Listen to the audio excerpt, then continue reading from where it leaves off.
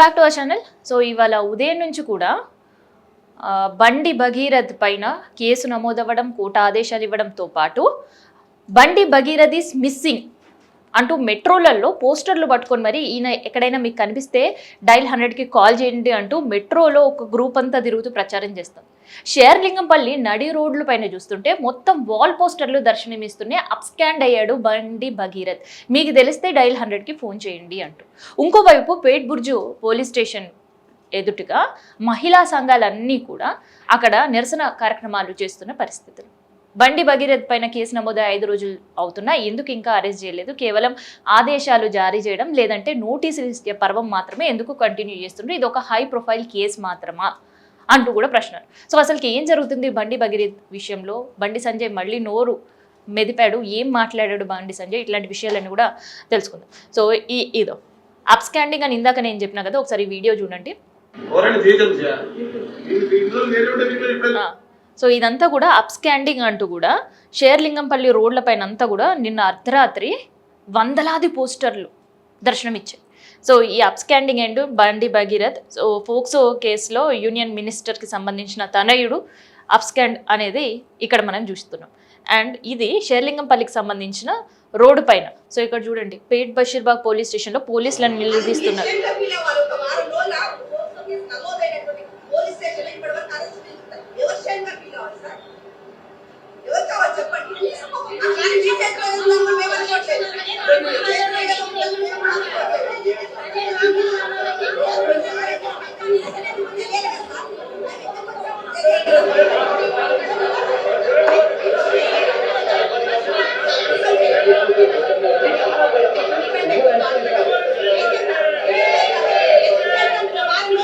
So ఇదనమాట, we want justice అంటూ బాధితుల పక్షాన్ని నిలబడి ప్రతిపక్షం గొడవ చేసిన పరిస్థితి డే 1 అయిపోయింది. ఆ తర్వాత ప్రజలే ఇష్యూని టేకప్ చేస్తున్నారేమో అని నాకు అనిపిస్తుంది.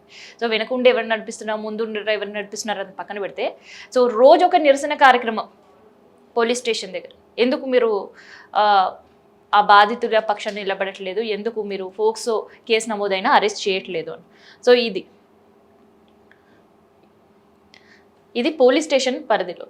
తర్వాత మెట్రోలో కూడా, సో ఇంకొక వీడియో నేను మీకు చూపిస్తాను. మెట్రోలో కూడా బండి Bhagirath photo and Sanjay photo same ఇదే ఫోటో ఉండే, కానీ ఓన్లీ అక్కడ ఒక బండి భగీరథ్ ఉండే ఫొటోస్ అండ్ సంఖ్యలు తీసుకొని ఆ ఫోటోలో బండి భగీరథ్ మీరు ఎక్కడైనా చూసిరా, చూస్తే డైల్ 100కి ఫోన్ చేయండి, ఎందుకంటే ఈయన పైన ఫోక్సో కేసు నమోదైంది, ఒక 17 సంవత్సరాల బాలిక పైన ఈయన చేసిన అఘాయిత్యం ఇది అంటూ తెలియని వాళ్ళకు కూడా పాంప్లెట్లు పట్టుకుని పంచి మరీ మెట్రోలో చెప్పే పరిస్థితి కనిపిస్తుంది. సో ఇవాళ ఉదయం నుంచి కూడా బండి భగీరథ్, కోర్టుకి హాజరు కావాల్సిన బండి భగీరథ్ తప్పించుకొని తిరుగుతున్నాడు అనే ఒక వార్తలు వైరల్ అవ్వడం, నిన్న బండి భగీరథ్ మేనమామకెళ్ళి పోలీసులు నోటీసులు ఇవ్వడం, సో బండి భగీరథ్ సంబంధించి ఇప్పటివరకు ఎటువంటి ఇన్ఫర్మేషన్ రాకపోవడంతో ప్రతిపక్షాలు మాత్రమే కాదు మహిళా సంఘాలు కూడా సీరియస్ అయ్యే పరిస్థితి కనిపించింది. అండ్ దీంతోపాటు మరి పొలిటికల్ పార్టీస్ దీనిపైన ఎలా రియాక్ట్ అయ్యాయి అంటే, పొలిటికల్ పార్టీస్ సంబంధించి సీఎం సార్ రియాక్ట్ అయ్యే వరకు మంత్రులందరూ కూడా సైలెంట్గా ఉన్నారు. So once CM sir react అయిన వెంటనే పొన్నం ప్రభాకర్, ఇద్దరు సేమ్ సామాజిక వర్గానికి సంబంధించిన వాళ్ళు కాబట్టి పెళ్లి చేయండు అంటూ పొన్నం ప్రభాకర్ కామెంట్ చేస్తే, సో అసలు పొన్నం ప్రభాకర్ చేసిన కామెంట్స్కి మా పార్టీకి ఎటువంటి సంబంధం లేదు అంటూ పీసీసీ చీఫ్ ప్రెస్ మీట్ పెట్టి మరీ చెప్పిన సందర్భం. కానీ బాధితులకు న్యాయం జరగడంలో ప్రభుత్వం అండగా ఉంటుంది అని స్టేట్మెంట్ ఇవ్వడంతో పాటు పొన్నం ప్రభాకర్ సార్ని ఇండికేట్ చేస్తూ, పొన్నంకి మాకు పార్టీ పరంగా ఆయన చెప్పిన కమెంట్స్కి సంబంధం లేదు, అది ఆయన వ్యక్తిగతంగా చేసిన కమెంట్స్ మాత్రమే అంటూ కూడా చెప్పారు.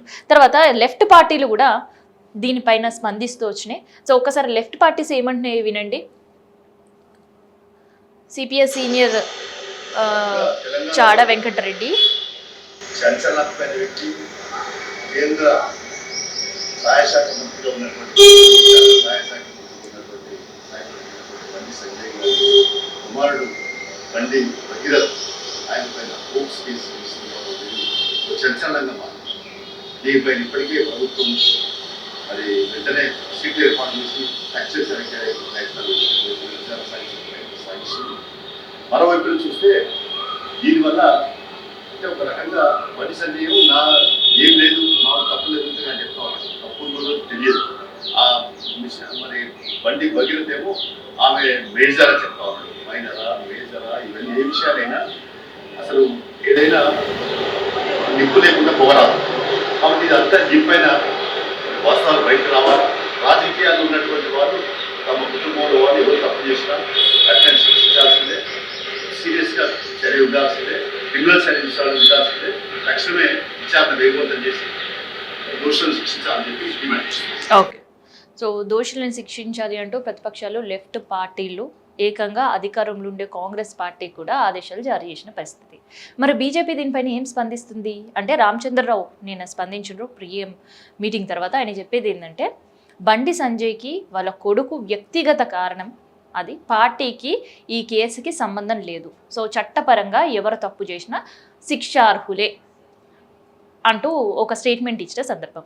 మరి ఇంతమంది ఇంత మాట్లాడుతున్నారు. సో రాష్ట్రంలో ఒక పక్క పోస్టర్లు, ఇంకో పక్క పేపర్లు పంచి మరి భగీరథ మిస్సింగ్ అని చెప్పడం, ప్రతిపక్షాలు గొంతెత్తి అరుస్తున్నాయి, మహిళా సంఘాలన్నీ కూడా దీక్షలు ధర్నాలు చేపడుతున్నాయి. మరి ఇంత జరుగుతున్నా బండి సంజయ్ కామ్గా ఉన్నారా? ఫైర్ బ్రాండ్ అంటే కామ్గా లేరు. సో బండి సంజయ్ ఏమన్నారు కూడా ఒకసారి మీరు వినండి. మీ కుటుంబ వ్యక్తికి ఆలోచించి నా కొడుకుకు టైం ఇవ్వలే అన్న, నా కొడుకుతో మాట్లాడలేదన్నా.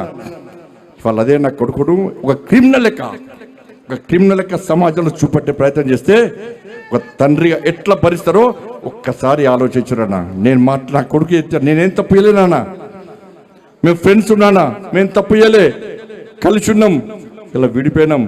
నేను ఏ తప్పు చేయలే, నిజాయితీగా బయటికి వస్తా అని చెప్పి ఇలా నా కొడుకు ఎప్పటికీ నేను సమర్థిస్తలేనన్నా. తప్పు ఎవరు చేసినా కూడా నా కొడుకైనా సరే ఎవడైనా సరే చట్టం ముందు సమానులే. నా కొడుకు తప్పు చేస్తే తప్పకుండా నా కొడుకు శిక్ష 100% పడాల్సిందే. సో ఇదనమాట. సో ప్రజలకి సమయం ఇస్తున్నా, అందుకనే సొంత కొడుకుకి సమయం ఇయ్యలేకపోయినా క్షమించండి అంటూ బండి సంజయ్ చేసిన కామెంట్స్ నిజంగానే బండి భగీరథ్ తప్పు చేశాడని తండ్రి ఒప్పుకుంటున్నాడు అనేది ఒక వార్త చాలా వైరల్గా మారుతుంది. సో నిజంగా తప్పు లేకపోతే తప్పు లేదు అని ఖండించాల్సింది, కానీ ఖండించకుండా కొడుకుకు సమయం ఇవ్వలేకపోయాను అనే మాటలు చెప్పడంతో పాటు ఎవరైతే ఇది తెరపైకి తీసుకొచ్చారో వారిని దహనం చేస్తా అనే మాట కూడా చాలా వైరల్గా మారుతుంది.